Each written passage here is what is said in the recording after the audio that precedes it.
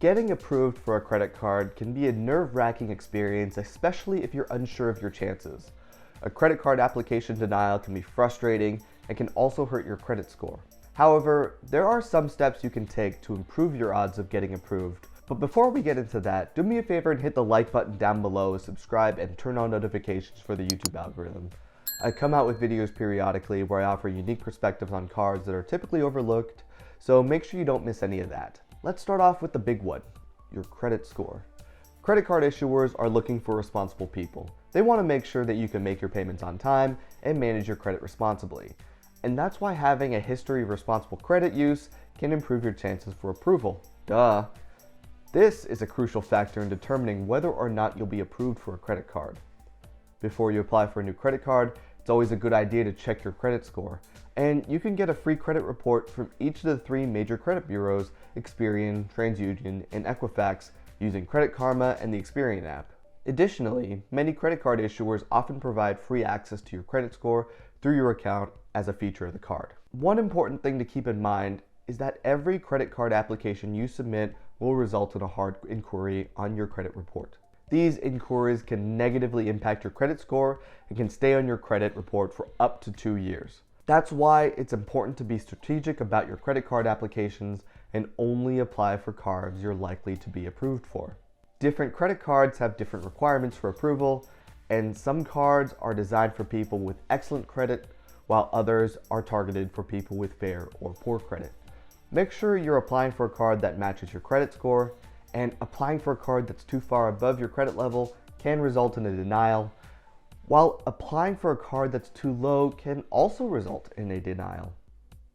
Usually, the marketing information for the card is pretty reliable for who the card is targeted for. And also just keep in mind what kind of card it is. If it's a secured card, you obviously don't want to apply for that if you have a fantastic credit score, because you don't really need it. Next, read the fine print. Before you apply for a credit card, make sure you understand the terms and conditions. Pay attention to the interest rate, the annual fee, the rewards program, and any other important details. You don't want to be surprised by any hidden fees or high interest rates.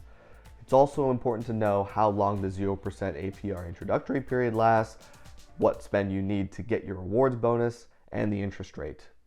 While this doesn't always help in getting approved, this is important nonetheless when you're applying for a credit card. Timing can also be important when it comes to credit card applications. For example, if you've recently applied for several credit cards, you may want to wait a few months before applying again. Multiple inquiries on your credit report can hurt your credit score and also make it less likely that you'll be approved. It's also a good idea to apply for a credit card when you have stable income and employment, as this can also improve your chances of approval. Additionally, different card issuers will have different rules. If you recall from my previous video on the Chase rules, Chase has a 230 rule where you can only have 2 applications every 30 days or else you'll be automatically rejected. This applies to whether you were accepted or not.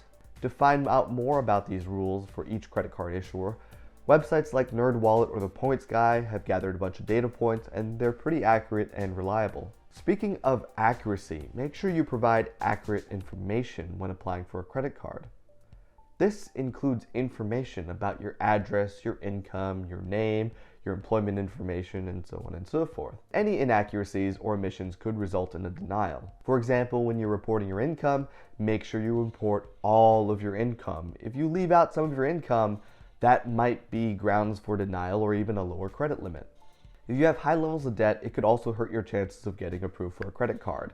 Credit card issuers may see you as a higher risk if you already have a lot of debt. If you can, try paying down your debt before applying for a new credit card.